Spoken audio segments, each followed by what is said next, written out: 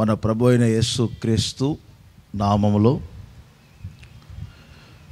మీ అందరికీ ప్రేమపూర్వకమైన వందనాలండి. అందరికీ వందనాలు. ప్రభు యొక్క కృపను బట్టి ఈ గుడారాల పండుగ 2వ రోజు ఉదయకాల సమయం నుండి ఇప్పటి వరకు ప్రభు మనకు తోడుగా ఉండి ఆయన నడిపిస్తున్నటువంటి నడిపింపును బట్టి, ఆయన చేస్తున్న కార్యములను బట్టి దేవునికే మహిమ కలుగునగాక. సేవకులను ఒక్కొక్కరిని దేవుడు నిలుపుకొని ప్రజలకు అవసరమైనటువంటి మాటలు పంచిపెడుతూ ఉన్నారు. మీరు ఇక్కడికి వచ్చిన ఉద్దేశాన్ని కూడా మీరు మరచిపోలేదు. దేవుని ఆరాధన చేసుకోవడానికి వచ్చారు, దేవుని మాటలు వినటానికి వచ్చారు. అందుకనే మీ వినయ విధేయతలు, భయభక్తుల్ని చూసి సేవకులుగా మేము ఎంతో సంతోషిస్తూ ఉన్నాము.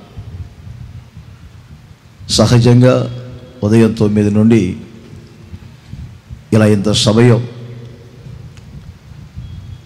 మీరు అలాగే కూర్చొని సేవకుల నోట వచ్చే ప్రతి మాటను శ్రద్ధగా వింటూ జీవిత అనుసరణలోనికి ఆ మాటలను తీసుకొని మీరు చూపుచున్నటువంటి భయభక్తిని బట్టి కూడా నేను ఎంతగానో దేవుణ్ణి స్తుతిస్తూ ఉన్నాను. ప్రతి మాట మీరు వీలైతే మీతో ఒకవేళ నోట్బుక్ ఉంటే వ్రాసుకోగలిగితే చక్కగా వ్రాసుకోండి. ఈ గుడారాల పండుగలో దేవుని వాక్యాన్ని సమృద్ధిగా మీకు పంచిపెట్టాలని, దేవుని వాక్యాన్ని మీరు సమృద్ధిగా వినాలని చాలా నెలల నుండి సేవకులుగా మేము ప్రార్థన చేశాం. దాన్ని మీరు అర్థం చేసుకొని ఆ దిశగా నడిపించబడాలని మరొకసారి సేవకునిగా తెలియజేస్తూ ఉన్నాను.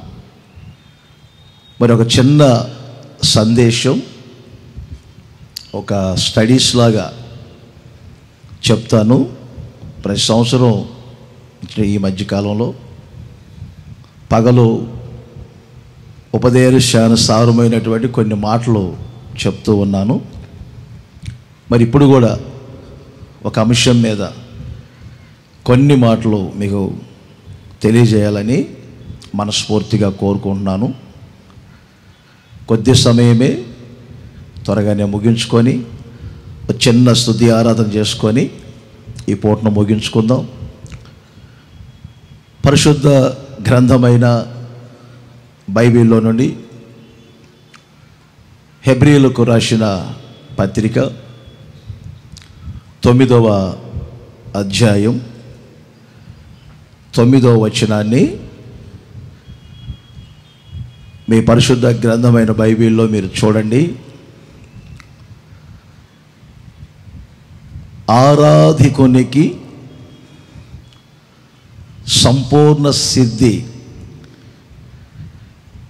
కలగవలెను, లేక కలగజేయలేని అర్పణలు బలులు పితరులు అర్పించుచూ ఉన్నారు. ఆరాధికునికి సంపూర్ణ సిద్ధి కలగవలెను. ఇది ఈరోజు ఈ మెసేజ్ టైటిల్. ఆరాధికునికి. మనమందరం ఆరాధికులం. సహజంగా విశ్వాసులు ఇలా దేవుని బిడ్డలని, ప్రియులని, స్త్రీ అని, కన్యకని, ఇలా రకరకాలుగా క్రిస్శైరం అనే సంఘాన్ని గురించి వ్రాయబడి ఉంటుంది. కానీ ఇక్కడ పత్రిక వ్రాసినటువంటి పౌలు గారు మనలందరినీ ఆరాధికులు అని చెప్పారు. ఎందుకు మనం ఆరాధికులమయ్యాము అంటే, మన ఆరాధ్య దైవమైనటువంటి మన ప్రభు అయిన యేసు క్రీస్తును మనం ఆరాధించుచున్నాము కనుక. మనము మన దేవుణ్ణి ఆరాధించువారుము గనుక మనకు ఒక మంచి పేరు, ఆరాధికులం. అందరూ ఒకసారి అనండి, ఆరాధికులం. మనమందరం ఎవరిమి? ఆరాధికులం. ఎందుకు ఆరాధికులం? దేవుని మనం ఆరాధన చేస్తున్నాం కనుక. సహజంగా ప్రసంగం ముగించిన తర్వాత కాసేపు ఆరాధన చేసుకుందాం లేవండి అని చెప్తూ ఉంటాం. లేకపోతే ఆదివారపు ఆరాధనలు ప్రార్థనా మందిరాల్లో జరుగుతున్నప్పుడు ఆదివారం ఆరాధనకి వెళ్తున్నాము అని చెప్తాం. ఆదివారం ఆరాధనకు వెళ్తున్నాము అని చెప్పే మాటలు ఉన్నాయి. ఆరాధన అంటే ఆదివారపు ఆరాధన ప్రారంభం నుండి ముగించు వరకు కూడా ఆ మధ్యలో మరలా ఓ పాటలు పాడుకుందాం, సాక్ష్యం చెప్పుకుందాం, కాసేపు లేచి అందరం ఆరాధన చేసుకుందాం అనే ఒక అనుభవం కూడా మనకు తెలుసు. ఆదివారం ఆరాధనకి వెళ్ళొచ్చాము కాదు. ఆరాధనలో కాసేపు లేచి ఆరాధన చేసుకుందాం, లేకపోతే గుడారాల పండుగ ప్రసంగాలు ముగించిన తర్వాత ఆరాధన చేసుకుందాం కాసేపు, అది కాదు. కానీ ఇక్కడ ఒక మంచి మాట వ్రాయబడింది. అసలు మన పేరే ఆరాధికులు. మనమే అసలు ఆరాధికులం. పౌలు గారు ఈ 9వ అధ్యాయం వ్రాస్తున్నప్పుడు 2 గుడారములలో జరిగే ఆరాధన, ఆ ఆరాధనకు సంబంధించినటువంటి ఆరాధికులు అని ఈ 9వ అధ్యాయములో వివరించారు. పాత నిబంధనలో మోషే ద్వారా నియమించబడినటువంటి ప్రత్యక్ష గుడారములో బలులు, అర్పణలు అర్పించొచ్చు, ప్రజలు ఆరాధించేవారు. ఆ కాలమందు వారు ఆరాధించినటువంటి ఆ ఆరాధన ప్రస్తుత కాలాన్ని గురించి వ్రాయబడింది. ప్రస్తుత కాలమును గురించి వాళ్ళు ఆరాధన చేసినటువంటి మందిరం, వాళ్ళు అర్పించినటువంటి అర్పణలు, వాళ్ళు ఆరాధకులుగా మార్చబడిన అనుభవం అంతా కూడా ఇప్పుడు ప్రస్తుత కాలము, ఇదిగో ఈ గుడారములో జరుగుతున్నటువంటి అనుభవాన్ని గురించి వాళ్ళ ఛాయ ఒక నీడలో జరిగించారు. మనం నిజస్వరూపం అని వాక్యం చెప్తుంది. మరి ఇక్కడే పరలోకం అనే ఒక గుడారములో యేసుక్రీస్తు ప్రవేశించి ఆ పరలోకం అనే గుడారములో జరిగే ఆరాధన గురించి కూడా ఈ వాక్యములలో వ్రాయబడి ఉంది. ఈ ఆరాధికులు, ఆరాధ్య దైవం ఇద్దరు మధ్యలో జరిగేదే ఆరాధన. నేను ఆరాధికుణ్ణి. నేను ఎవరికి ఆరాధన చేస్తున్నానంటే నా ప్రభు అయిన యేసుక్రీస్తుకు ఆరాధన చేస్తున్నాను. కనుక ఆయనకు నాకు మధ్యలో ఉన్న ఒక బంధుత్వం, ఒక అనుబంధం, ఇదే ఆరాధన. అసలు ఆరాధన అనే మాటలకు తెలుగులో చాలా ఉంటాయి.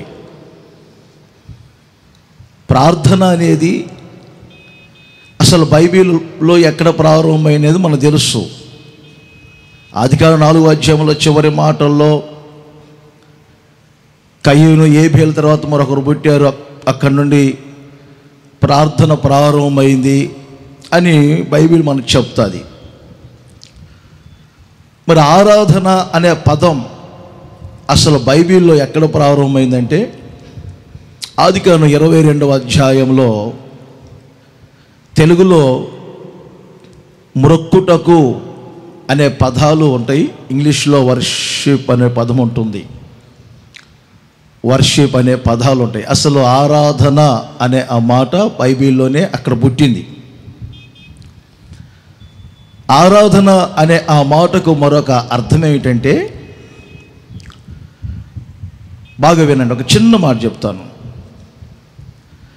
ఒకప్పుడు పౌలు గారు కొరింథీయులకు రాసిన మొదటి పత్రిక 8:7 అంటాడు, సంఘ పత్రికల్లో ఈ ఆరాధన గూర్చినటువంటి ఒక వివరణ, ఆరాధన గూర్చినటువంటి ఒక అవగాహన, ఆరాధన ద్వారా కలిగే సంపూర్ణ సిద్ధి, ఎలాంటి ఆరాధన మనం చేయాలి, ఎలాంటి ఆరాధనలు మనం చేయకూడదు అని పౌలు గారు చక్కగా పత్రికల్లో వివరించారు. ఒకప్పుడు అన్యజనులుగా ఉన్నప్పుడు పౌలు గారు అంటారు, మీరు ఎవరిని ఆరాధన చేశారు?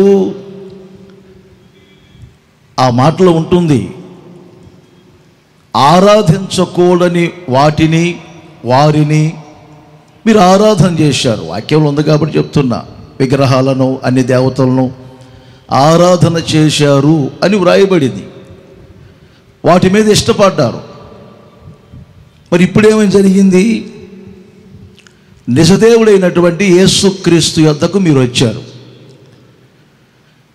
ఆ నిజదేవుడైనటువంటి యేసుక్రీస్తును చూశారు గనుక ఆయనలో ఉన్న మంచితనం, ఆయనలో ఉన్నటువంటి చక్కని స్వభావాన్ని గుర్తించి ఇప్పుడు యేసుక్రీస్తును ఆరాధించే ఆరాధికులముగా మీరు మార్చబడ్డారు అని పౌలు గారు పత్రికల ద్వారా అనుభవాన్ని తెలియజేశారు.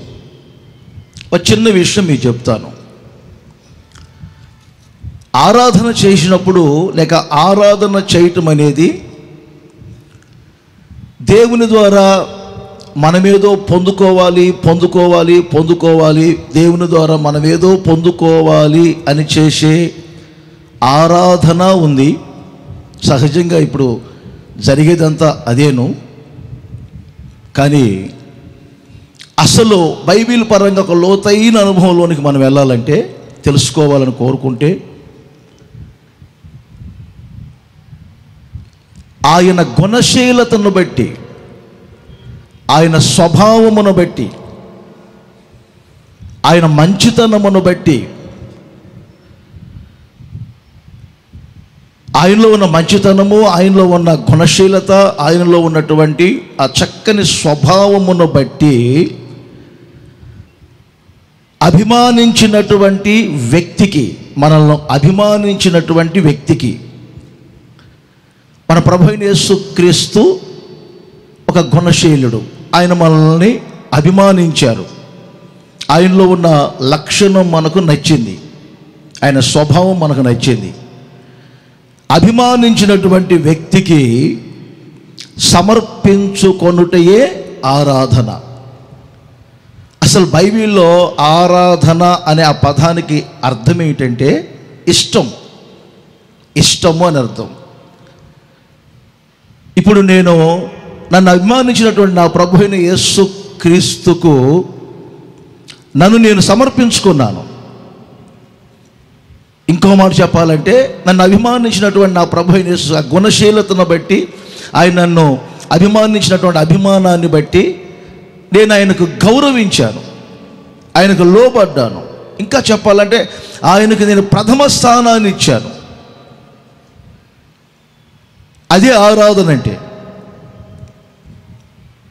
కాసేపు లేచి అడావుడిగా 2 చేతులు కాసేపు ఊపి చెమటలో పట్టేటట్లు, అర్థమైందా, చప్పట్లు కొట్టి అడావుడిగా అవతలకి వెళ్ళి ఆరాధన చేసుకుని నేను అనేది కాదు. బైబిల్ పరంగా మనం కొంచెం ఆలోచన చేస్తే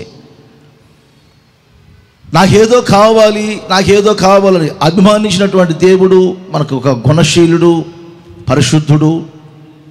ఒకప్పుడు తెలియక ఎవరినో దేనినో ఆరాధించారు. యేసుక్రీస్తు ఇప్పుడు మిమ్మల్ని ఆకర్షించారు.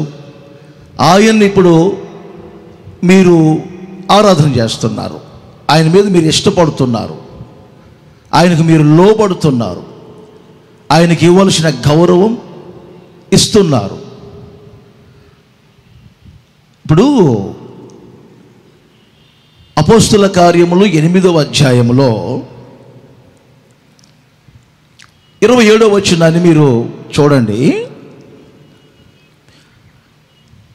ఒక మంత్రి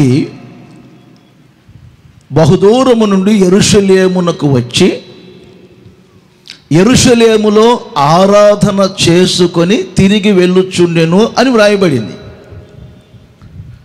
ఎవరైనా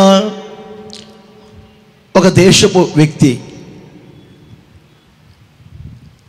ఐథియోపియాలో రాణి క్రింద మంత్రి పని చేస్తున్నటువంటి వ్యక్తి రథం మీద వచ్చారు. యెరూషలేముకు ఆ దేశానికి చాలా దూరం, కొన్ని రోజుల ప్రయాణం ఉంది. ఒక రోజు కాదు, 2 రోజులు కాదు, ఆ రోజులు కొన్ని రోజుల ప్రయాణం, రథం మీద ప్రయాణం. ఆ దేశానికి ఈ దేశానికి మధ్యలో సముద్రాలు కూడా అడ్డంగా ఉంటాయి. బాగా వినండి. మేము నైజీరియా వెళ్ళినప్పుడు ఆ ఐథియోపియాల దేశంలో మేము ఫ్లైట్ దిగి మరలా ఫ్లైట్ మారి వెళ్ళాం. అప్పుడు జ్ఞాపకం చేసుకున్నాం ఈ మాటలు.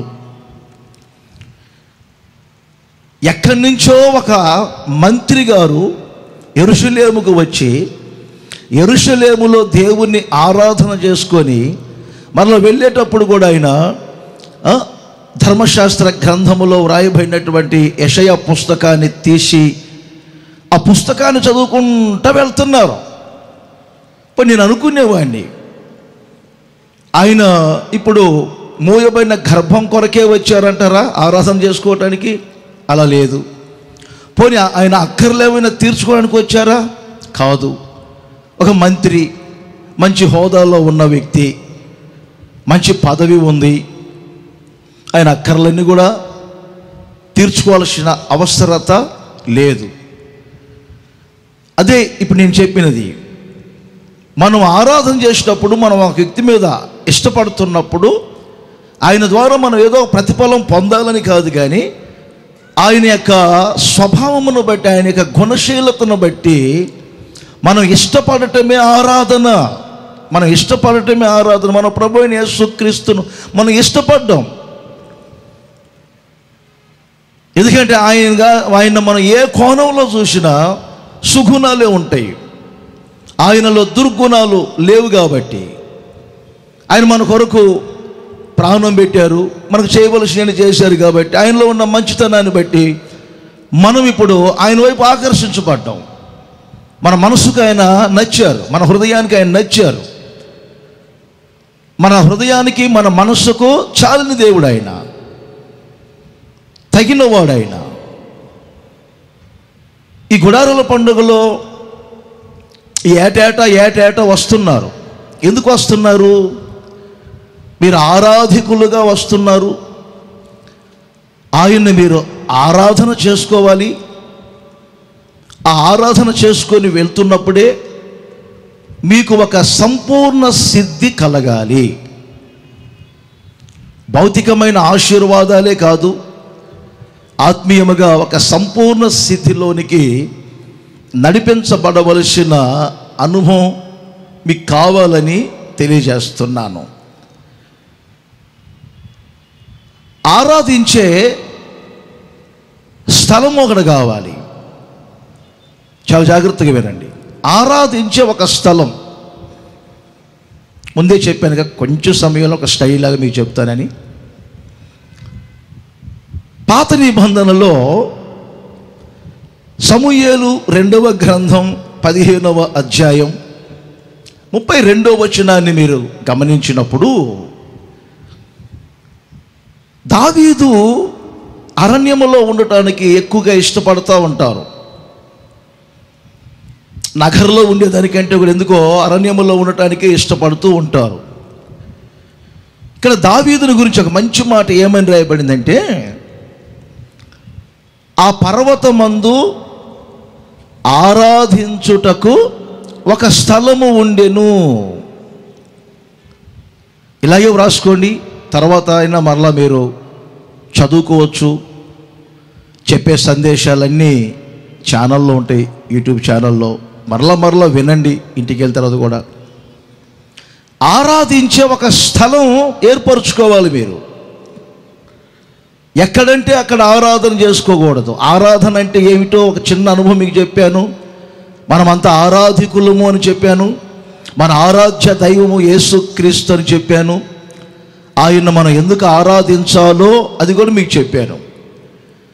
ఆరాధించే ఒక స్థలాన్ని మీరు ఏర్పరచుకోవాలి. ప్రతి స్థలములో ఆరాధన చేసుకుంటే ఆ ఆరాధన మీకు సంపూర్ణ సిద్ధిని కలుగజేయలేదు, మీకు సంతృప్తిని కలుగజేయలేదు. నేను ఒక చిన్న విషయం చెప్తాను, మీకు అర్థమై చూడండి. పాత నిబంధనలో పితరులు సీనాయి అనే ఒక పర్వతం మీద ఆరాధన చేశారు. సియోన్ అనే ఒక పర్వతం మీద, యెరూషలేము అనే ఒక చోట, లేకపోతే యెరూషలేములో కట్టిన దేవాలయంలో ఆరాధనలు. ఇలా దావీదు ఆరాధన చేసుకోవడానికి ఒక స్థలం ఉన్నది అని ఇలా వ్రాయబడింది. భౌతికంగా ఒక మాట మీకు చెప్పాలంటే, ఏ సంఘానికి వెళ్తే నేను దేవుణ్ణి ఆరాధన తృప్తిగా చేసుకోగలను, లేదా ఏ మందిరంలో నేను దేవుణ్ణి ఆరాధన చేసుకోగలుగుతాను, నేను ఒక ఆరాధికునిగా, మేము ఒక ఆరాధికులముగా ఉండగలము అనేది మీకు ఒక అవగాహన ఉండాలి. ఇంకొక లోతైన విషయం ఏమిటంటే, మీ అందరికీ బాగా సుపరిచయమైనటువంటి యోహాను సువార్త 4వ అధ్యాయములో ఉన్నటువంటి ఒక సంగతి.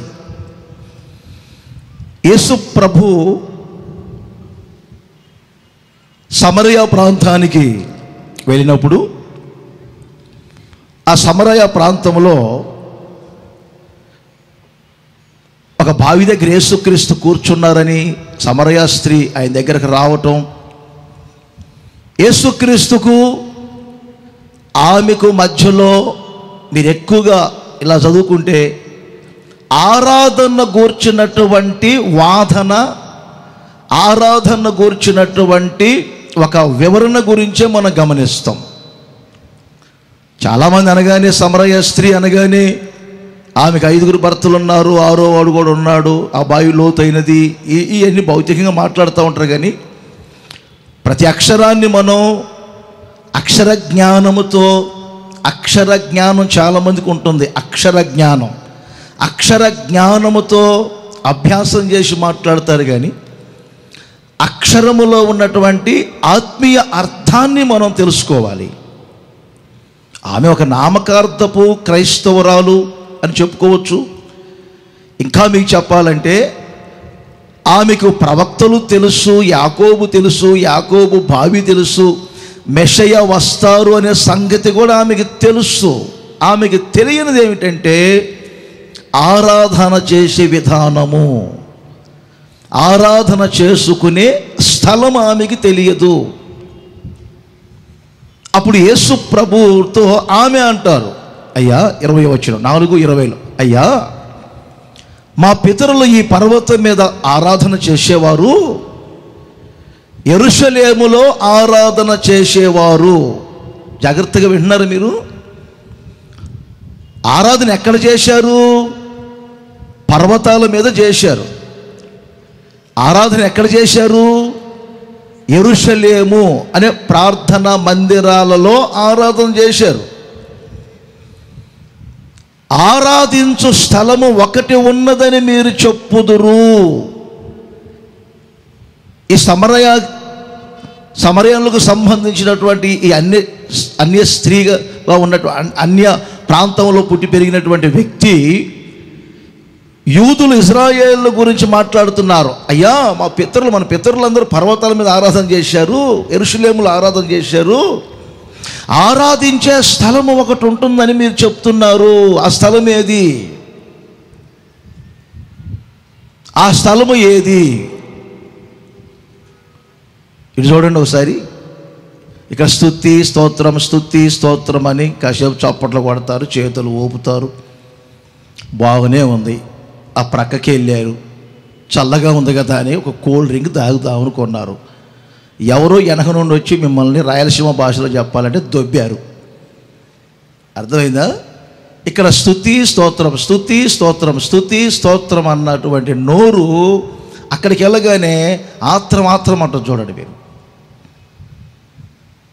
మరి ఇప్పటి వరకు ఆరాధన చేశారు కదా, స్తుతించారు కదా, దేవునికి మొక్కారు, సేవించారు, చాలా చేశారు కదా.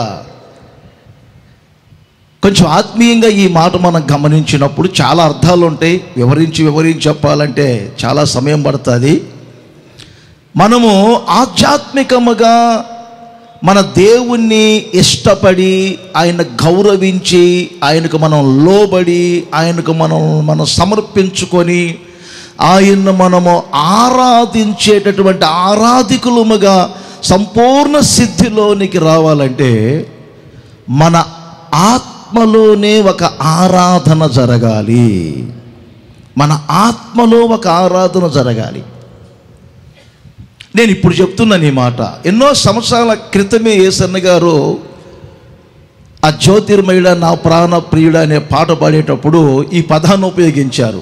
నా ఆత్మలో అనుక్షణం నా ఆరాధన నీవే యేసయ్యా అని యేసన్న గారు ఆ రోజుల్లోనే పాడుకున్నారు.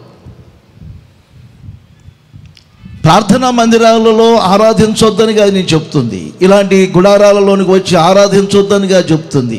ఒక లోతైన అనుభవం ఏమిటంటే మీ ఆత్మలోనే ఒక ఆరాధన ప్రారంభం కావాలి. ఆరాధించే స్థలం అది.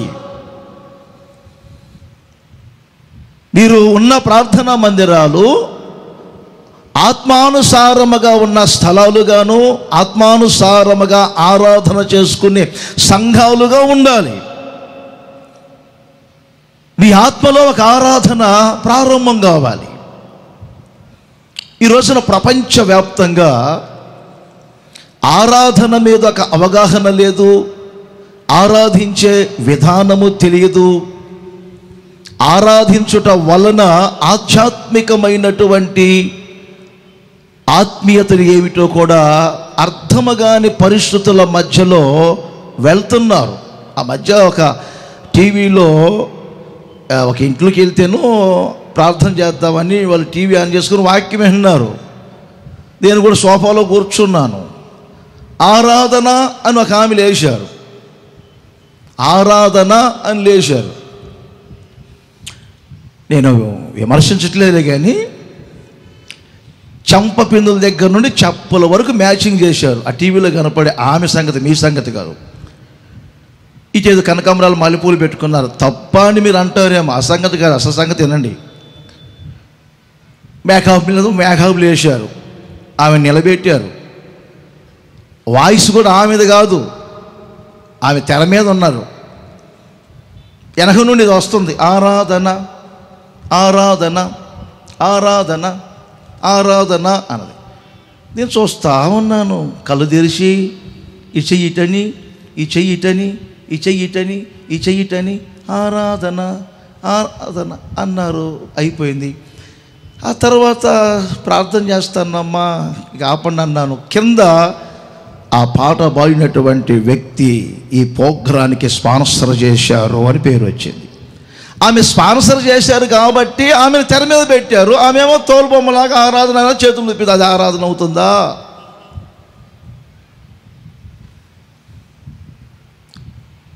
ఈ రోజున పిచ్చి పిచ్చి పిచ్చి పిచ్చి ఆరాధనలు. అసలు ఆరాధికులము అనే ఆ మాటకు అర్థం కాకుండా ఎవరికి ఆరాధన చేస్తున్నామో, ఆరాధనను ఆస్వాదిస్తున్న వ్యక్తి ఎవరో, ఆరాధికులు ఎవరో, ఆరాధికుల మధ్యలో ఆరాధ్య దైవమైనటువంటి వ్యక్తుల మధ్యలో ఉన్న ఆ రిలేషన్, ఆ సంబంధం ఏమిటో కూడా తెలియని అనుభవంలో ఈ రోజున చాలామంది ఆరాధన చేస్తున్నారు. ఒక అవగాహన కలగాలని ఈ మాటలు నేను మీకు పంచిపెడుతున్నాను. ఎలాంటి ఆరాధనలు మనం చేయకూడదు, ఆరాధికులు ఎలాంటి ఆరాధనలు చేస్తే వారికి సంపూర్ణ సిద్ధి కలుగుతుంది, ఒక నోట్ మీద రాసుకోండి, నేను చెప్తాను. ఈ మైనస్గా ఇలాంటి ఆరాధనలు చేయకూడదు, ఎలాంటి ఆరాధనలు చేయాలి అన్నీ వివరిస్తే చాలా సమయం అవుతుంది కదా, కొద్దిగానే చెప్తాను. అయిపోయింది అప్పటికి అరగంట. మత్తయి సువార్త 15వ అధ్యాయం 9వ వచనం, నేను చెప్పే మాటలు మాత్రం నోట్ చేయండి. వ్యర్థమైన ఆరాధన, వ్యర్థమైన ఆరాధన చేస్తున్నారు అని యేసుక్రీస్తే స్వయంగా ఈ మాట చెప్పారు. నన్ను చూడండి, ఏమిటి వ్యర్థమైన ఆరాధన? వారు పెదవులతో నన్ను స్తుతిస్తున్నారు కానీ వారు హృదయం నాకు చాలా దూరముగా ఉన్నది. పెదవులకి హృదయానికి ఐక్యత లేదు. హృదయం ఒక చోటు ఉంది, పెదవులు ఒక చోటు ఉన్నాయి. మరి ఇలా వ్యర్థమైన ఆరాధన, అర్థమైందా? ఇంకొక మాట చెప్పాలంటే వేస్ట్ వర్షిపర్స్. Waste worshippers. ఆరాధికులు అంటే వర్షిపర్స్ అని ఇంగ్లీష్లో ఉంటుంది. ఏ ఆరాధన చేస్తున్నారు వీరు? అర్థము లేని వ్యర్థమైన ఆరాధన చేస్తున్నారు. దీని ఎక్కడ ప్రారంభమైందో తెలుసా మీకు? ఇది మీరు తర్వాత చదువుకోండి. నిర్గమకాండ 32వ అధ్యాయంలో ఉంటుంది. మోషే కొండ దిగటం ఆలస్యమైంది. ఈ లోపల ప్రజలందరూ అహరోను బలవంతం చేస్తేను దేవుని చెప్పకుండానే అడవుడికి ఒక బలిపీఠం కట్టి అక్కడ ఒక బంగారపు దోణ్ణి పెట్టి ఆయనంతటా ఆయనే చాటించారు, ఇది రేపు యెహోవాకు పండగ, బలిపీఠం కట్టమని. ఇంకా చెప్పాలంటే ఏమండి, బంగారపు దోడ పెట్టమని, పండగ చాటించమని దేవుడు చెప్పలేదు, చెప్పకుండానే చేశారు. మరి అక్కడ ఏం జరిగింది? ఇప్పుడు జనులు తినుటకును త్రాగుటకును ఆడుటకును లేచిరి. ఆ భయంకరమైనటువంటి ఏమండి మరలా దేవుని స్తుతిస్తున్నారు. పెట్టిందేమో బంగారపు దోడ, కట్టిందేమో బలిపీఠం, పండగేమో యెహోవాకు. ఆలోచన చేయండి.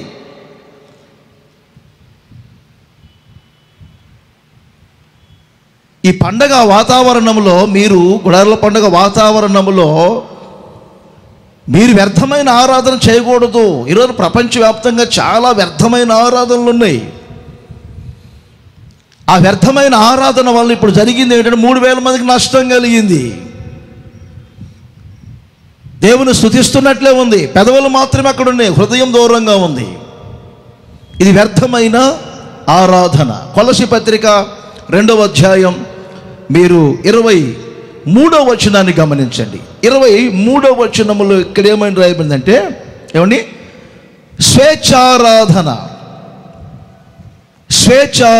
చేస్తుంటారు చాలామంది. ఇందాకేమో వ్యర్థమైన ఆరాధన, ఆయనకి మహిమ రాదు, వీరికి ఫలితం ఉండదు ఆ ఆరాధనలో. మరి ఈ ఆరాధన ఏమిటంటే స్వేచ్ఛ ఆరాధన అంట. స్వేచ్ఛారాధన ఎప్పుడు వాళ్ళకు అనుకూలముగా ఉన్నప్పుడు మాత్రమే వాళ్ళు చేతులు ఎత్తుతారు. వాళ్ళకు అనుకూలంగా ఉన్నటువంటి మందిరాలకే వెళ్తారు. వాళ్ళకు అనుకూలంగా ఉన్నటువంటి ఏమండి సంఘస్థులతోటే కలుస్తారు. అక్కడ దైవత్వం ఉన్నదా లేదా అని గమనించరు. అక్కడ సమర్పణ కలిగిన సేవకులు ఉన్నారా లేదా అని ఆలోచన చేయరు.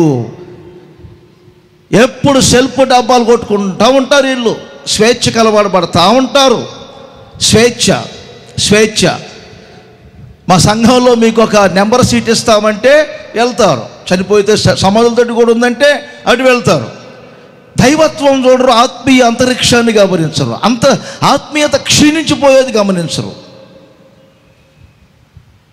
స్వేచ్ఛకు అలవాటు పడతారు. యేసన్న గారు ఉన్న రోజుల్లో ఓ పిల్లోడు కంచెర పట్టుకొని తిరుగుతూ ఉన్నాడంట. పాస్టర్ గారు ఏం వాక్యం చెప్తా ఉన్నారంట.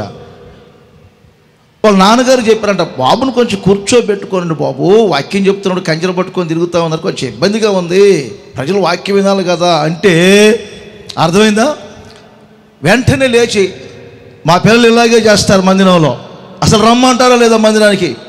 16 చర్చిలో పిలుస్తున్నారు నన్ను, రమ్మంటారా లేదా? చూసారా? వాళ్ళకు ఇష్టం వచ్చినట్లుగా కాలు చాపుకున్నా, మీ సంగతి కాదులే, వాళ్ళకి ఇష్టం వచ్చినట్టుగా వాళ్ళకి అనుకో నిద్రపోయినా, వాళ్ళు ఎన్ని సెల్ఫ్ డబ్బాలు కొట్టుకుంటున్నా కానీ వాళ్ళ స్వకీయ దురాశలకు, పౌలు గారు అంటారు, వారి స్వకీయ దురాశలకు అనుకూలముగా ఉన్నప్పుడు వాళ్ళు ఆ మందిరంలో ఉండటానికి ఇష్టపడతారు, సంఘంలో ఉండటానికి ఇష్టపడతారు. స్వేచ్ఛాపరులు, ఉపదేశాలు ఉండవు అక్కడ. బాబేలు గోపురం కూలిపోవటానికి కారణం అదే. రాళ్లకు ప్రతిగా ఇటుకలు. బలిపీఠానికి అయ్యేటప్పుడు వాక్యం చెప్తుంది, మీ పనిముట్టు దానికి తగలకూడదని, మీ స్వజ్ఞానం మీ విజ్ఞానం అంతా ప్రక్కన పెట్టాలి. స్వేచ్ఛారాధనలు ఎక్కువైపోయినాయి.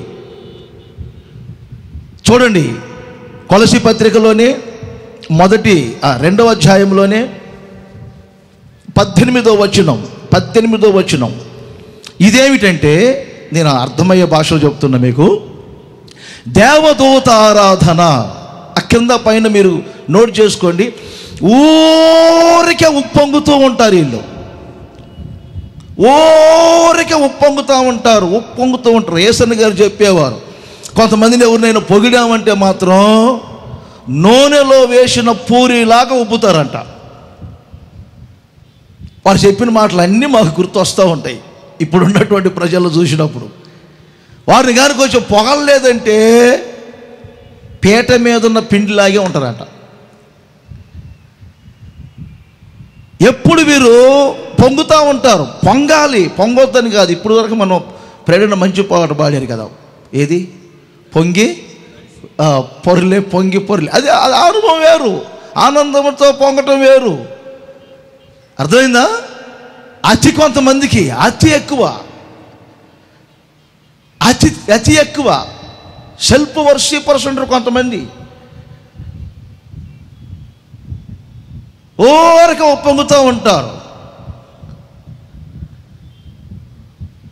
వ్యర్థమైన ఆరాధనలు కాదు మనం చేయవలసింది. స్వేచ్ఛ ఆరాధనలు కాదు మనం చేయవలసింది. దేవదూత ఆరాధన కాదు మనం చేయవలసింది. ఓరికి ఒప్పొంగకూడదు. చెప్పే సేవకులమైనా మీరైనా కానీ ఒప్పొంగటానికి అవకాశం లేదు. ఏ విషయంలో మనం ఒప్పొంగుదాం? ఉడికి ఉడకని మాంసం తినొద్దని ఇశ్రాయేలుకు ఒక కఠినమైన ఆజ్ఞ. ఉడికి ఉడకని మాంసం ఎలా ఉంటుంది? వండే వాళ్ళని చూడండి, ఉడకని మాంసం డేక్షాలో వేసింది కేజీ మాంసం అయితే అది 5 కేజీలాగా కనపడింది. అలాంటి మాంసంగా తినాల్సింది. అగ్ని చేత కాల్చబడిన మాంసం తినాలి. అర్థమైందా? పులిసిన రొట్టెలుగా తినాల్సింది. పులిసిన రొట్టెలు ఉంటాయి, పులిసిన రొట్టెలు. పులిసింది ఏమవుతుంది? ఇంతలావు పులిసిపోతుంది. అర్థమైందా? ఇజ్రాయేలుకి ఇవన్నీ చెప్పింది దేవుడు ఎందుకంటే ఆత్మీయంగా మనం గమనించాలని. ఒకసారి మీరు ఆలోచన చేయండి. పులిసిన అనుభవంలో ఉన్నారో లేకపోతే ఊరికి ఒప్పొంగుతూ, అర్థమైందా, ఆ అనుభవంలోనికి వెళ్తున్నారో, ఆత్మీయ సత్యాన్ని తెలుసుకొని మేము ఒక ఆరాధికులము, మా ఆరాధ్య దైవమైనటువంటి దేవుని మేము ఎలా ఆరాధన చేస్తే భౌతిక ఆశీర్వాదాలే కాకుండా మా ప్రాణాత్మ దేహములకు ఒక సంపూర్ణ సిద్ధి కలుగుతుంది అనే దిశగా భక్తి చేయాలి. రకరక ఉపదేశములు ప్రపంచంలో బయలుదేరాయి. రకరక ఆరాధన విధానాలు బయలుదేరాయి.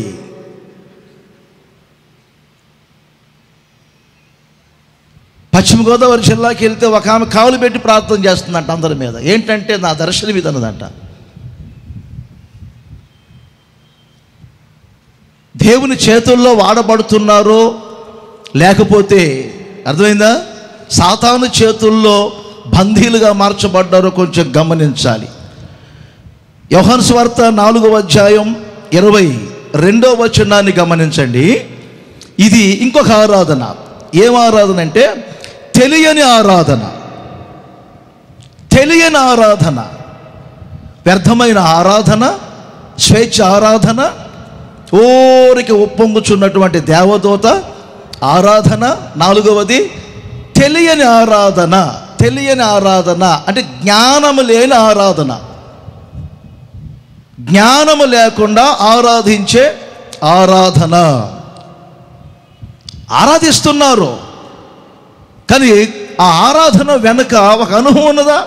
ఇప్పుడు మన్నా తింటున్నారు ఇశ్రాయేలీయులు. తిని తిని తిని తిని తిని తిని అబ్బాయి మనం తిన్నాం కదా, భలే ఉంది, అసలు ఇది ఏమిటి అంటున్నారు. మీకు అర్థమైందా? ఏదైనా కానీ ఆలోచన చేయకుండా తింటారండి. తింటున్నారు, తిని తిని వారు అంటారు అసలు మనం తిన్నది ఏమిటి? మరి తెలియకుండా ఎలా తిన్నారు? కోడి పెట్ట ఒకసారి అలా పొలంలోకి వెళ్ళి ఒక చెట్టు కింద ఉన్నటువంటి గుడ్ల మీద బొదిగిందంట. వేరే కోళ్ళు చెప్తూనే ఉన్నట, ఏంటి నీ గుడ్లు కాదు కదా, నువ్వు పొదిగావు ఏంటంటే నేను దొరికినాయి, నేను బొదిగాను, నీ ఏంటంట అన్నదంట. అది కాదా, నీ కావద్దు కదా గుడ్లు అంటే, నాకు కాకపోతే నాకు దొరికినాయి, అందుకని నేను ఆక్రమించుకున్నాను, నేను పొదిగాను, నీ కర్మ అన్నాయి మిగతాయి. 4 రోజుల తర్వాత ఆ గుడ్లలో నుంచి పిల్లలు వచ్చినాయి. ఆ పిల్లలు ఏం చేసిన కోడి పెట్ట రెక్కల్లోకి వెళ్ళి రక్తంగా తాగి చంపేశాయి. అవి పాము గుడ్లు. తెలిసి ఆరాధన చేస్తున్నారా, తెలియక ఆరాధన చేస్తున్నారా? వితౌట్ నాలెడ్జ్ అని ఉంటుంది. అంటే అర్థం ఏంటి? జ్ఞానం లేకుండా ఆరాధించే, వితౌట్ వర్షిపర్స్, వేస్ట్ వర్షిపర్స్. చెప్పండి మీరు కూడా. సెల్ఫ్ వర్షిపర్స్ కరెక్టేనన్నా? అదే సెల్ఫ్ వర్షిపర్స్ వేసుకోవటం మేము కాబట్టి ఇంక ఇబ్బంది ఉంది. ఎలాంటి ఆరాధనలు చేస్తున్నాం మనం ఇప్పుడు ఆలోచన చేయండి. వ్యర్థమైన ఆరాధనేనా మీది? స్వేచ్ఛ ఆరాధన లేక ఊరిక ఉప్పొంగుచున్నటువంటి దేవదూత ఆరాధన? చివరిగా చెప్పండి, ఏ ఆరాధన? తెలియదు అసలు. అసలు ఆరాధనే తెలియదు. ఏదో వెళ్ళారు, కాసేపు కూర్చున్నారు, ఆమెన్ అన్నారు. చిన్నప్పుడు వెళ్ళేవాడిని నేను ఆర్సీఎం చర్చికి. పిత పుత్ర పవిత్రాత్మ నామం ఆమెన్. మా నాన్నగారు పక్కన కూర్చునేవారు. చిన్నప్పుడు నేను చర్చికి వెళ్తే మా సాములరాయ్ గారిలో ప్రసంగం చేస్తున్న అది పాటలాగా ఉండేది. యేసు ప్రభు గాడిద ఎక్కెను, బట్టలు పరచెను, ఖర్జూరపు మట్టలు పట్టుకొనెను అంటూ ఉంటే మా నాన్నగారు నేను పక్క నుండి ఇలా తట్టి, నాన్న ప్రసంగం ఎప్పుడు, ప్రసంగం ఎప్పుడు అనేవాడిని. మా నాన్నగారికి అర్థం కాక ఆగురా ఆగురా ఆగురా అనేవారు. చెప్పి చెప్పి చెప్పి చెప్పి మా ఫాదర్ గారు ఆమేన్ అనగానే అప్పుడు అంటారు మా ఇది ప్రసంగం ఇదేనయ్యా అంటే అప్పటి వరకు ఆయనకు అర్థం కాల. అందులో నెంబర్ సీట్ ఉంది. మళ్ళీ తెలియని ఆరాధన. మీరు బైబిల్ పట్టుకున్నారు, తెలియాలి కదా. మీరు ప్రార్థనకి వెళ్తున్నారు, ప్రార్థన మందిరం వెళ్ళి తెలియాలి కదా. కులాల పేరట మందిరాలు కట్టారు, ఆ పేరట ఆరాధన చేస్తున్నారు. లేకపోతే ఏమండి దేవుని మందిరాన్ని ఒక కమర్షియల్గా బిజినెస్గా పెట్టుకొని చేస్తున్నారో, జీవితాలని సమర్పించుకొని పిలుపు దర్శనం కలిగి ప్రతిష్ట కలిగి చేస్తారు. మీకు తెలియాలి. ఒక 3 అనుభవాలు టూక్కిగానే చెప్తాను. ఎలా మనం ఆరాధన చేయాలి. ఇప్పుడు చెప్పినవి వ్యర్థమైన ఆరాధనలు, అదే స్వేచ్ఛ ఆరాధనలు, ఊరికి ఒప్పొంగుచున్నటువంటి ఆరాధనలు, తర్వాత తెలియని ఆరాధనలు. ఇవి బైబిల్కి విరుద్ధం. సంఘాలలో పౌలు గారు చెప్పారు, ఇలాంటి ప్రమాదంలో పడొద్దు. మీరు కడవరి దినాలలో ఉన్నారు. మీరు ఆరాధికులేనా?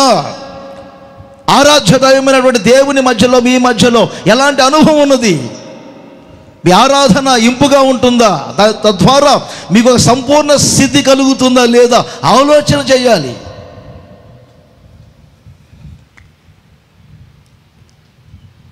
యోహాను సువార్త 4వ అధ్యాయం 23వ వచనాన్ని గమనించండి. నేను చెప్పే మాటలు మీరు నోట్ చేసుకోండి. ఎప్పుడు వినే మాటలే, కొంచెం దీన్ని మీకు ఒక కొత్త కోణంలో ప్రభు నాకు చెప్పినట్లుగా మీకు చెప్తున్నాను.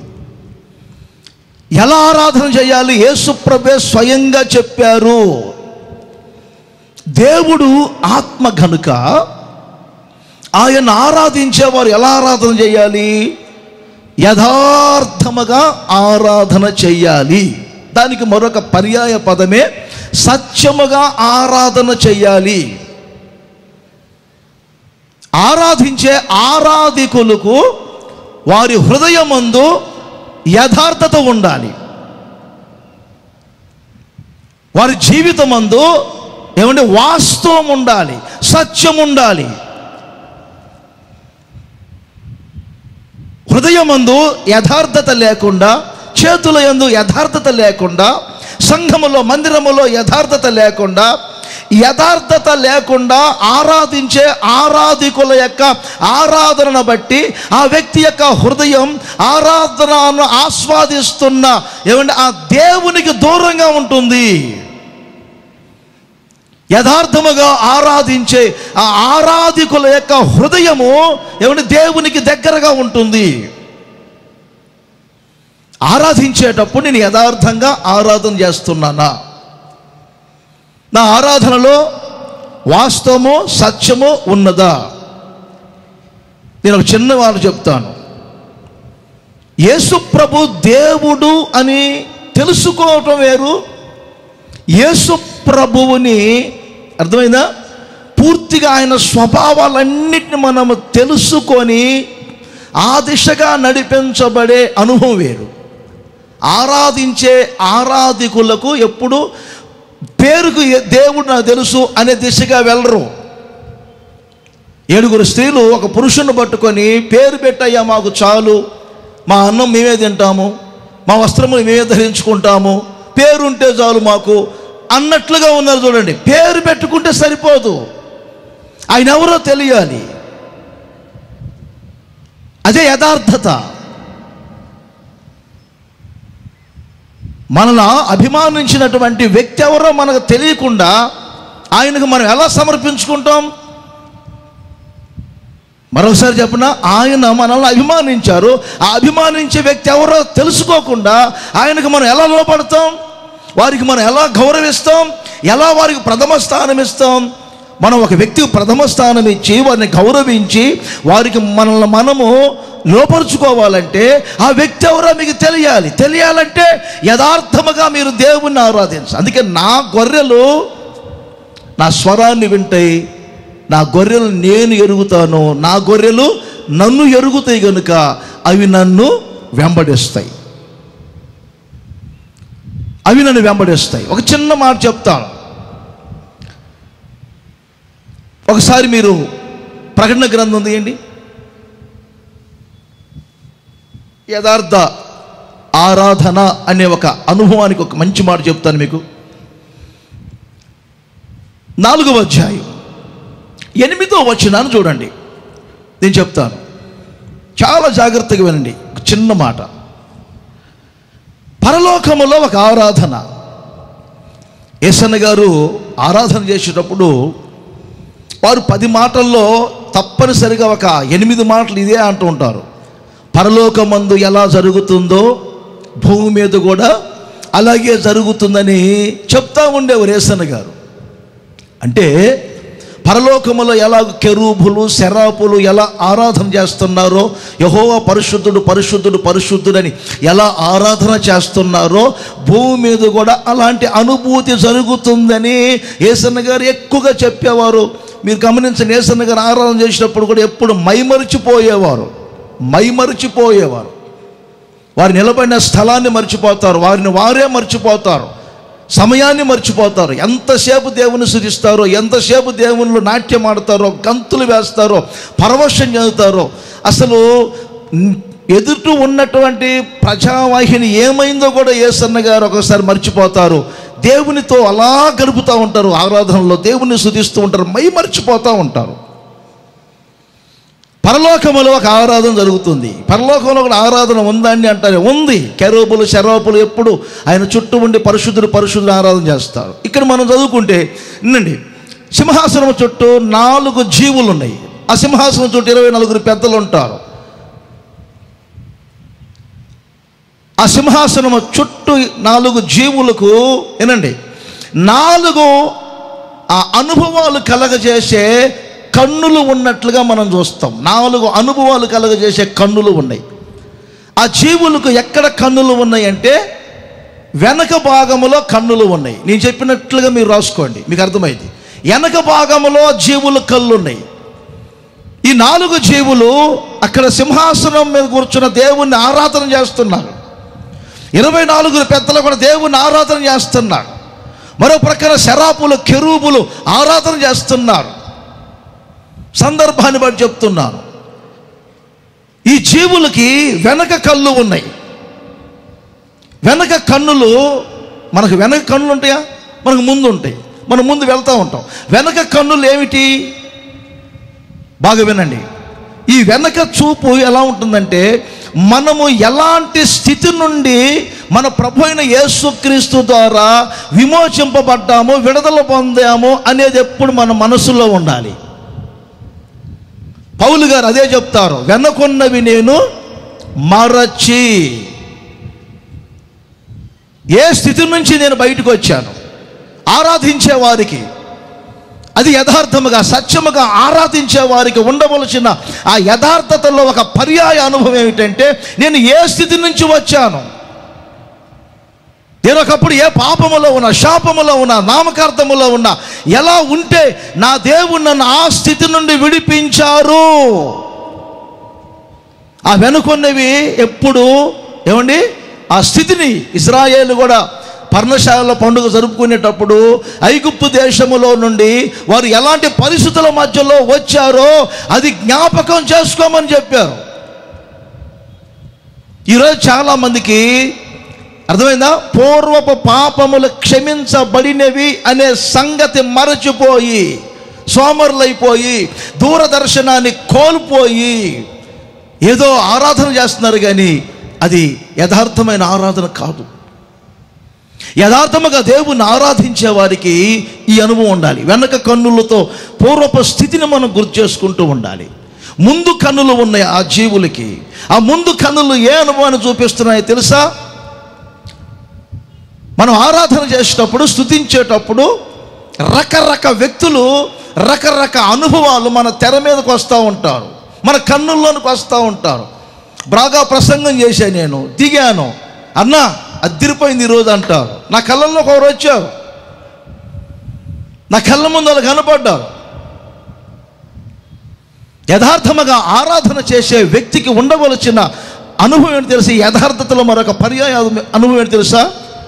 ముందు కన్నులతో మన ప్రభు అయిన యేసుక్రీస్తును మాత్రమే మనం చూడాలి, యేసును మాత్రమే చూడాలి.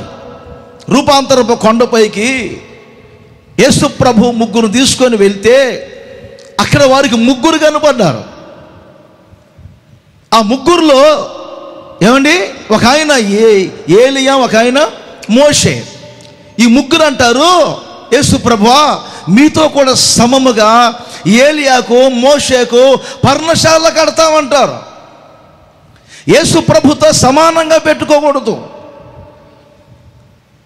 యథార్థముగా ఆరాధించే వ్యక్తికి ఉండవలసిన ఒక మంచి లక్షణం ఏమిటంటే యేసుక్రీస్తునే చూడాలి.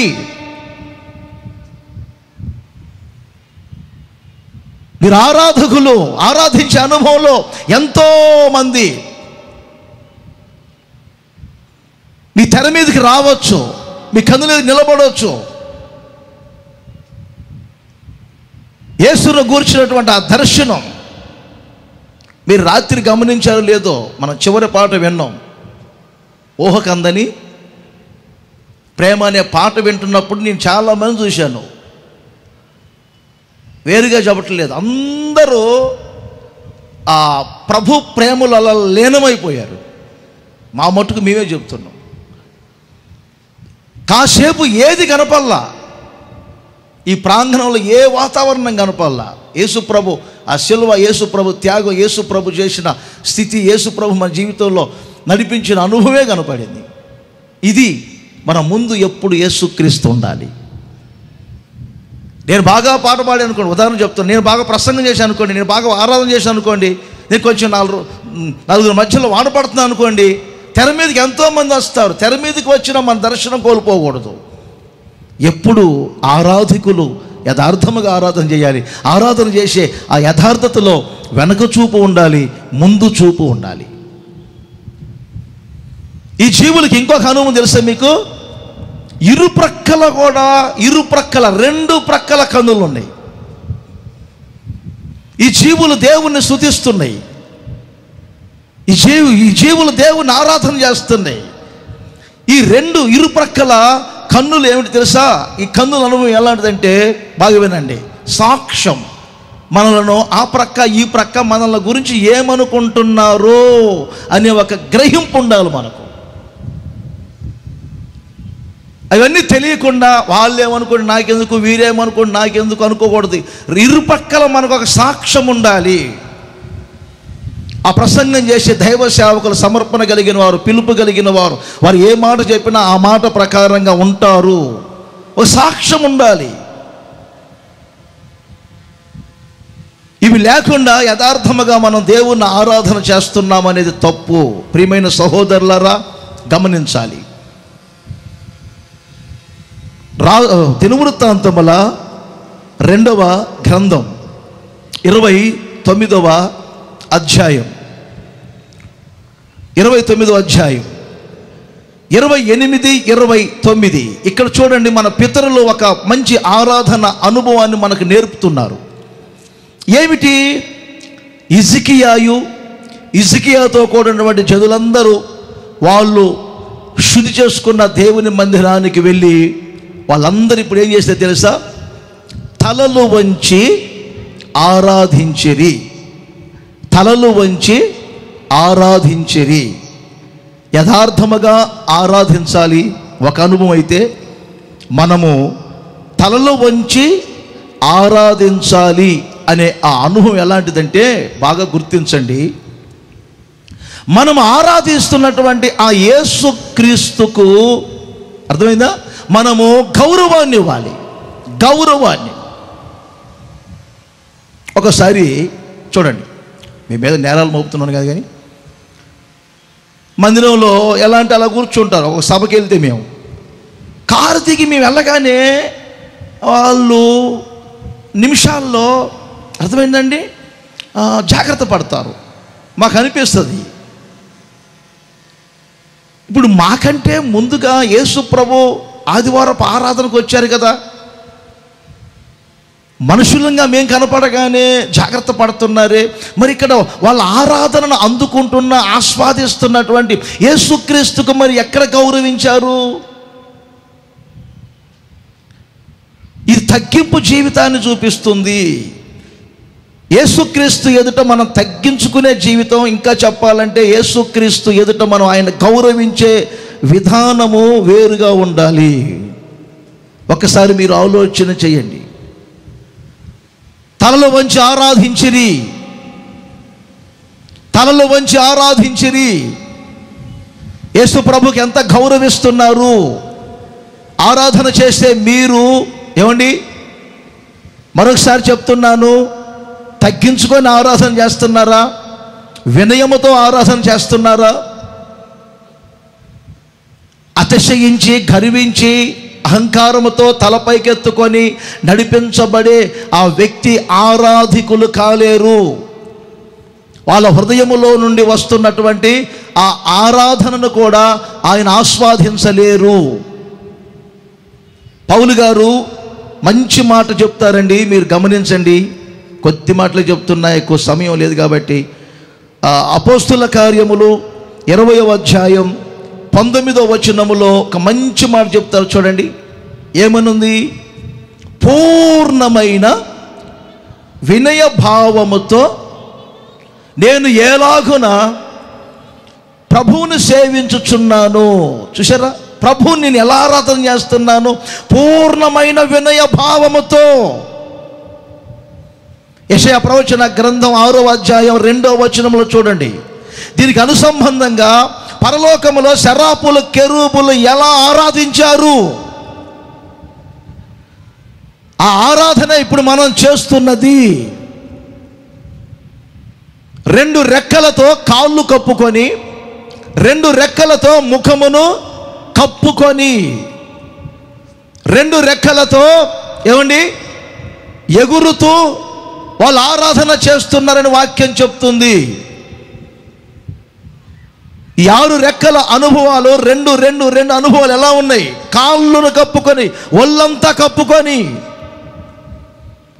ప్రవర్తన విషయములో జాగ్రత్త పడాలి. యేసుప్రభు అంతటి వారే ఎక్కడ అతిశయం వచ్చిందో, ఎక్కడ గర్వించారో, ఎక్కడ వారి నడవడిని బట్టి మార్పులు వచ్చాయని చెప్పి శిష్యుల పాదాల దగ్గరికి వెళ్ళి వారిని పాదాలు కడిగి తగ్గించుకున్న అనుభవాన్ని మనకు నేర్పారు. ప్రవర్తన చూపిస్తే కాళ్ళు అనేవి. ముఖాన్ని కప్పుకోవటం అంటే అర్థం ఏంటి? దేవుడికి ఇవ్వవలసిన గౌరవం దేవునికి ఇచ్చారు. మేము యూకే వెళ్తే లండన్కి, అక్కడ మీ అందరూ తెలుసు కదా, విక్టోరియా రాణి గారు ప్రపంచానికే పరిచయమైనటువంటి వారు. వాళ్ళ యొక్క ప్యాలెస్లో, వారి నగరంలో ఒక మందిరం ఉంటుంది. నేను విన్న మాట చెప్తున్నాను. ప్రతి ఆదివారం ప్రార్థనా మందిరానికి వెళ్ళేవారు. ఆ ప్రార్థనా మందిరానికి వెళ్ళి ప్రార్థనా మందిరములో అడుగుపెట్టి దేవుణ్ణి ఆరాధన చేసుకొని బయటకు వచ్చేంత వరకు వారి తల మీద ఉన్న కిరీటాన్ని ప్రక్కన పెట్టి ఆరాధన చేసుకొని మరలా చర్చిలో నుంచి బయటికి వచ్చి కిరీటాన్ని పెట్టుకొని బయటకు వచ్చి, మిగతా సమయంలో వారు తమ తల మీద ఉన్నటువంటి కిరీటాన్ని తీరాట. చాలామంది అడిగారట, ప్రధానులు కానీ చాలామంది ఏమండి అడిగితే ఇలా చెప్పారట, మీ తల మీద ఉన్న కిరీటాన్ని ఎప్పుడు తీరు, ఈ సమయంలో మాత్రమే తీస్తారు. ఏంటంటే ఆమె చెప్పే మాట, ఆ లోపల ఉన్నది రాజులకు రాజు, ప్రభువులకు ప్రభు అయిన యేసుక్రీస్తు. మరి ఆయన దగ్గరికి వెళ్ళేటప్పుడు ఈ అహంభావం ఏమిటి? ఆయన దగ్గరికి వెళ్ళేటప్పుడు అహంకారం ఏమిటి? ఆయన ఆరాధించేటప్పుడు గర్వం ఎందుకు? ఆయన ఆరాధించేటప్పుడు ఎదురు తిరగటం ఎందుకు? ఆయన ఆరాధించేటప్పుడు ఇజ్రాయేల్ దేశం వెళ్తే కూడా యేసు ప్రభు పుట్టిన చోట చర్చి కట్టారు. 2 గేట్లు ఉంటాయి, దానికి ద్వారాలు. లోపలికి వెళ్ళే ఇన్ గేట్ ఉంటుంది, అవుట్ గేట్ ఉంటుంది. ఆ లోపలికి వెళ్ళే గేటు సరిగ్గా ఇదిగో ఇంత ఎత్తు ఉంటుంది. ఒక 4 అడుగుల కంటే 4 అడుగులే ఉంటుంది, 4 అడుగులు ఉంటుంది. అర్థమైందా? ఎవరైనా సరే తల వంచుకొని వెళ్ళాలి. మీ గైడ్ని అడిగితే గైడ్ అదే చెప్పారు. అవుట్ గేట్ ఏమో ఇంత విశాలంగా పెట్టారు, ఇన్ గేట్ ఏమో ఇంత ఇరుగ్గా పెట్టారు. ఏమిటంటే ఆయన అంటారు, ఇది కట్టిన ఉద్దేశం లోపల ఉన్నది రాజులకు రాజు, ప్రభువులకు ప్రభువు. కనుక ఆయన దగ్గరికి వెళ్ళేటప్పుడు ఎవరైనా సరే కొమ్ములు తిరిగిన మనగాళ్ళైనా సరే తల వంచుకొని వెళ్ళాలి, తల వంచుకొని వెళ్ళాలి. ఆయన ఎక్కడో మనం ఎక్కడండి? పురుగు లాంటి వాళ్ళము, నీటి మీద ఆవిరి వంటి వాళ్ళము. అర్థమైందా? కొంచెం ఎండ దెబ్బ తగిలిందంటే ఉన్న ఊపిరి పోయింది. మనం ఎంతండి? మన ప్రాణం ఎంతండి? ఒకసారి ఆలోచన చేయండి. యేసన్న గారి దగ్గరికి ఎవరు వచ్చి దేవుని చూపించి, యేసన్న ఇప్పుడే ప్రభువుని నమ్ముకుంటానంటే ఇప్పుడే చూపిస్తానన్నారంట. నిజమా యేసన్న అంటే ఇప్పుడే చూపిస్తా, మీరు 3 నిమిషాల్లో చూపించండి యేసన్న, ఇప్పుడే నమ్ముకుంటాను, బాప్తిసం పొందుతానంటే నీ నోరు మూసుకో, నీ ముక్కు మూసుకో, దేవుణ్ణి 3 నిమిషాల్లో చూస్తామని చెప్పాడంట. అప్పుడు ప్రక్కనోడు అడిగాడంట, నోరు మూసుకొని ముక్కు మూసుకుంటే 3 నిమిషాల్లో నువ్వు చస్తావురా అంటే యేసయ్య అదే చెప్పారంట, చస్తావు, అక్కడ చూస్తావు ప్రభుని. ఎంత మనం నరాలు ఉన్న నరుడు ఎంతండి? ఉన్న ఊపిరి కొరకు ఎంత ఎగసిపోటో. ఎందుకండి? మనం ఆరాధికులం, మనం ఆరాధికులం. ఎలా ఆరాధన చేయాలి? తలలో వంచి మనం ఆరాధన చేయాలి. ఎలియాజరు మొదలుకొని అబ్రహాం మొదలుకొని బైబిల్ చరిత్రలో చాలామంది గురించి వ్రాయబడిన మాటలు ఏంటో తెలుసా? తలలో వంచి ప్రభువుకు ప్రార్థన చేశారు, తలలో వంచి ఆరాధన చేశారు. ఇశ్రాయేలు కూడా ఐగుప్తు దేశం నుంచి బయటకు వచ్చినప్పుడు తలలో వంచి ప్రభువును ఆరాధించిరి, సేవించిరి. ఫిలిప్పీ పత్రికలో ఒక చిన్న మాట చెప్పి ప్రార్థన చేసుకుందాం. ఫిలిప్పీ పత్రిక 3వ అధ్యాయం 3వ వచనం. ఇక్కడేమని రాయబడిందో చూడండి.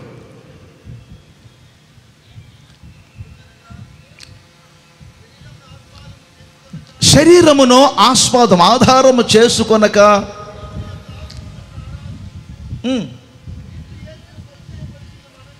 ఇప్పుడు ఎలా ఆరాధన చేయాలి? బాగా ఆలోచన. ఆత్మ వలన ఆరాధించాలి, ఆత్మ వలన ఆరాధించాలి. ఇక్కడ మన ఆత్మ వేరు, పరిశుద్ధాత్మ వేరు. చిన్న విషయం చెప్తాను వినండి. ఇందాకే చెప్పాను, దావీదు ఆరాధన చేసుకోవటానికి ఒక స్థలము ఉన్నది, మంచిది. సమరయ స్త్రీతో యేసు ప్రభు చెప్పారు, పర్వతాల మీద యెరూషలేములో కాదు, ఆరాధించే ఒక ప్రత్యేకమైన స్థలము ఉన్నది, అదే మన ఆత్మ. మన ఆత్మ, మనుషాత్మ వేరు, దేవుని ఆత్మ వేరు. ఈ వ్యత్యాసం కొంచెం మీకు తెలియాలి. మనిషి ప్రాణాత్మ శరీరం, మిగతా వాటికి ఆత్మ లేదు. దేవుడు మనకు ఆత్మనిచ్చారు.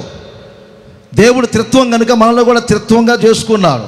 అయితే మనం ఆరాధికులు, మనం ఆరాధిస్తున్నప్పుడు పూర్ణముగా ఆరాధన చేస్తున్నాం, పట్టుదలతో ఆరాధన చేస్తున్నాం. పౌలు గారు చెప్పినట్లుగా మాంద్యులము కాకుండా ఆత్మయందు తీవ్రత కలిగి మనం ఆరాధన చేస్తున్నాం. ఆరాధన చేస్తున్నప్పుడు మన ఆత్మలోనికి పరిశుద్ధాత్ముడు దిగి వస్తారు. మన ఆత్మ పరిశుద్ధాత్మ రెండు, అర్థమైందా, ఏకాత్మగా మారిపోతాయి, ఏకాత్మగా మారిపోతాయి. ఆ ఏకాత్మగా మారిపోయి మనము ఆరాధిస్తూ ఉన్నప్పుడే ఇక మీకు ఈ భౌతిక ప్రపంచం కనబడదు. పౌలు గారు అదే చెప్తారు.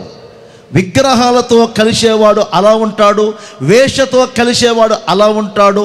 ప్రభువుతో కలిసే వ్యక్తి, ప్రభు ఆత్మ అతనిలోనికి వచ్చింది కనుక, అతని ఆత్మ పరిశుద్ధాత్మలో కలిసింది కనుక, ఈ రెండు ఆత్మలు దేవునితో ప్రభువుతో ఏకాత్మగా మారిపోతాం. ఇది ఒక ఆధ్యాత్మికమైనటువంటి ఆరాధన. పెదవులతో స్తుతి స్తోత్రం చెప్పటం కాదు.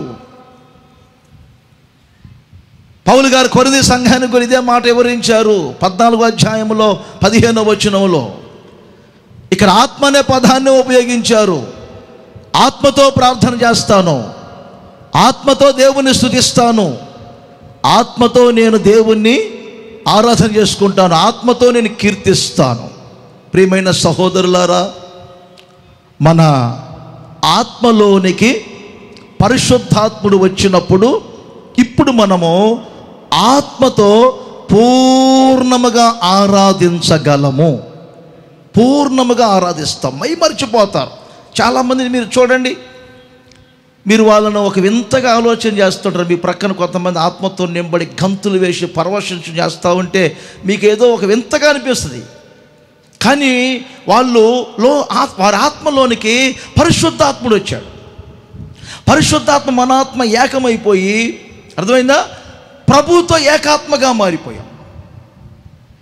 ఇక వాళ్ళకి భౌతిక ప్రపంచం కనబడదు, ఆత్మీయ అంతరిక్షమే కనపడుతుంది. అలాంటి అనుభూతులు ఈ గుడారాల పండుగలో మీరు చూడబోతూ ఉన్నారు. మరిచిపోయే అభిషేకాన్ని నా దేవుడు మీకు ఇవ్వబోతున్నారు. మీ ఆత్మలోనికి పరిశుద్ధాత్ముడు దిగి రావాలని మనస్ఫూర్తిగా నేను కోరుకుంటూ ఉన్నాను. దీన్నే మనం ఆత్మతో దేవుని ఆరాధించాలి, శరీరముతో ఆరాధించొద్దు. శరీరముతో ఆరాధిస్తే కాసేపు చప్పట్లు కొట్టగానే మీరు అలసిపోతారు. శరీర నాలుకతో, శరీర కళ్ళతో మీరు చూస్తే ఆ దర్శనం కోల్పోతారు.